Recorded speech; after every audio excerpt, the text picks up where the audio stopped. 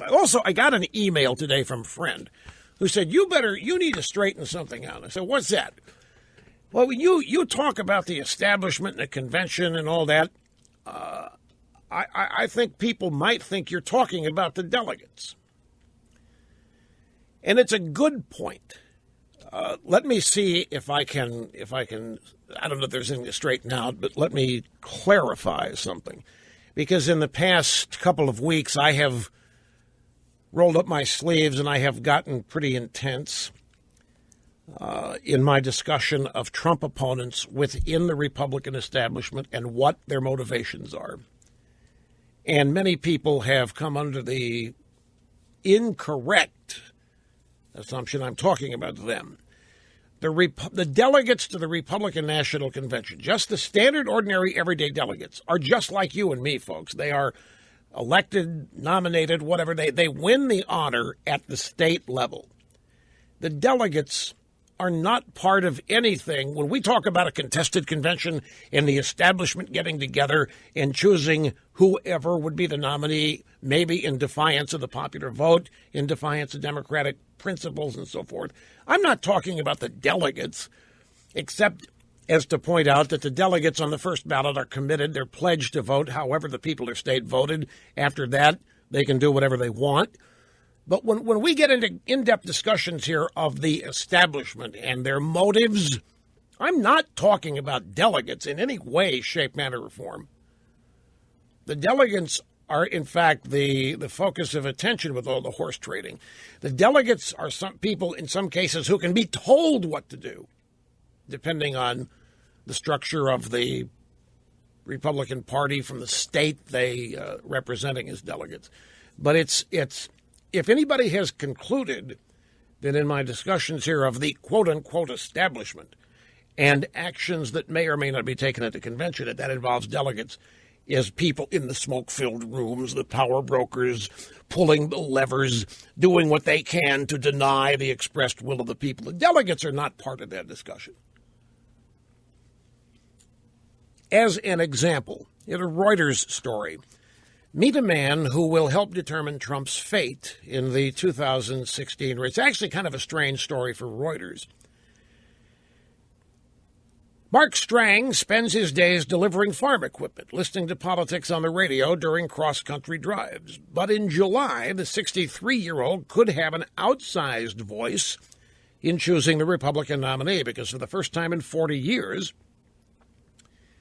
Republicans could arrive at their national convention in Cleveland without a nominee. And if frontrunner Trump fails to lock up a nomination before then, Strang will have a chance to make history. Strang is from Illinois. He's one of 2,472 delegates to the convention who will determine the party's choice for the White House this November. In recent elections, the delegates have simply rubber-stamped the presumptive nominee. But this year, the convention could become a brutal fight in which every delegate vote will count.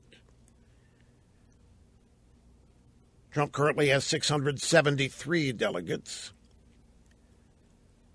short of the 1,237. Some doubt among election number crunchers that he can hit it. By the way, there's more on that today. Another best guess scenario has Trump 60 short. And then the question, well, what do we do then? Anyway, if nobody gets 1237, says Reuters, that's when Mark Strang will step into the spotlight. After filling roles in local Republican politics, Strang was selected by Illinois voters to serve as a delegate for Republican candidate Ted Cruz. So he's a Cruz delegate. He's pledged to Cruz on the first ballot, and he can stay, if there are more than one ballot, he can stay with Cruz as long as he wants. It's his vote. Now, he's also, like every other delegate, if it goes beyond the first ballot, all kinds of people are going to be coming to these delegates and making trades, using whatever tools at their disposal to persuade them to vote the way whoever's approaching them wants them to vote.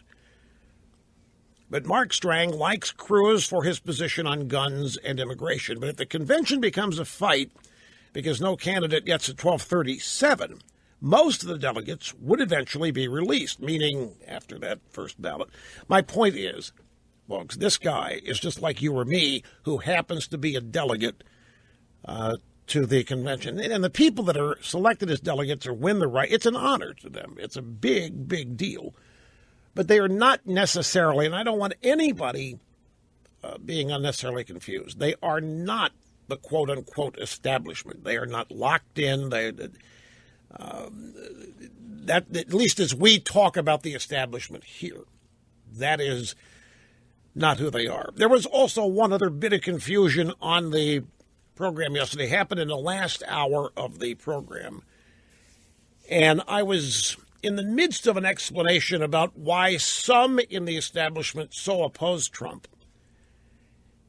And I stated it's because they look at how Trump is winning without their services. And I was speaking of consultants and pollsters and any number of other people who are traditionally part of every candidate's team or apparatus. And the point that I've gone to great lengths here trying to explain to people who can't understand it why people are supporting Trump. And I've also gone to great pains to try to explain to you, the people in this audience, why the opponents of Trump oppose him and what are the various and possible motivations for it.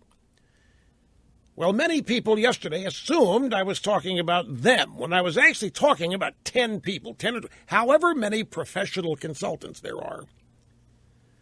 I don't like naming names here because it probably would be better if I did. I just don't like going there. But the consultants I was talking about are the people who take on candidates and promise. These are the guys that have forever have been telling Republican candidates, I'm the guy that can get you the independent vote. I'm the guy that can get you the 20% of the vote that you need to win. That has led to Republican candidates ignoring the base, taking it for granted, and going out and sounding like squish independents, like McCain or Romney. But a lot of people who are opposed to Trump in the blogosphere think I was talking about them. And I was not. I'm under the impression, falsely, that people know my definition of terms when I'm talking about consultants, pollsters, and so forth. Anyway, I'm up against it on time here. A brief timeout. We'll be back after this. Don't go away.